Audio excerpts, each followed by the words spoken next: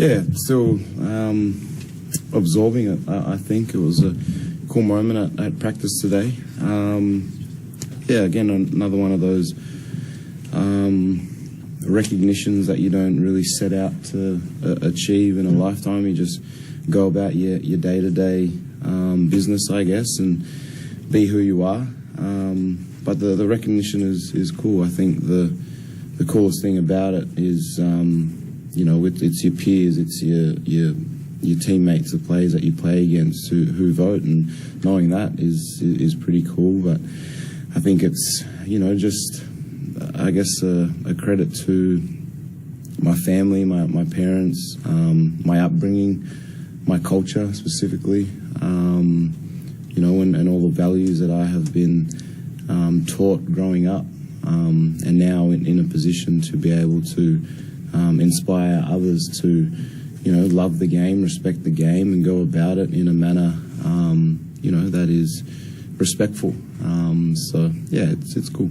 Congratulations on that. Thank you. You've been working out with Ben, or he helps you with your pregame, routine, spending time with him, your relationship. You guys go back.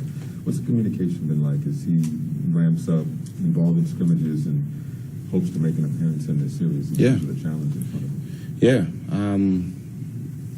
To your question, the communication's been great. He's been great being around the team and, being on the floor, and from a rehab standpoint, really on point with that side of things to give him the best chance possible to get back in the series. And while he's doing all of that, finding ways to, still be around the team. So he's been great for me to be able to help me out wherever he can from that standpoint. But for him, just following his program, I guess. And from what I know, it's been going really good. So busted his backside on one-on-one a little bit, so that's probably why, he's taken a little bit. But I wish I could play him one-on-one. Pardon I know my memory's probably a little bit off, but in San Antonio, didn't you have a teammate that came back really late in the season, like maybe in the playoffs? Mm-hmm. Who was that again? Tracy McGrady? Is that who you're talking about? That's right. Yeah. I like it. He didn't play my memory's getting a little bad. He didn't play one regular season game yet. Right. I mean, how crazy of a situation is this to have a guy who, hasn't played all year, not because he's just been signed, late, but hasn't played all year, and to drop into the playoffs against probably the best defense in the league? Yeah, I don't know if you can compare this to anything else, really, because of, who we are and who he is, especially coming in at his point of his career, I guess. But, I mean, we've been through some pretty crazy stuff this year, and I don't think this is any different to that. And it's one of those things of being, we're here and this is what we have, so let's make the most of it. So at least from that perspective, we've been dealing and handling, for the most part, pretty well of just weird sort of circumstances. Is he, I know how Philly used him, but obviously, the easy way to say, he's just a basketball player. But, how do you guys use him? Is he a point guard? Is he like some kind of point forward?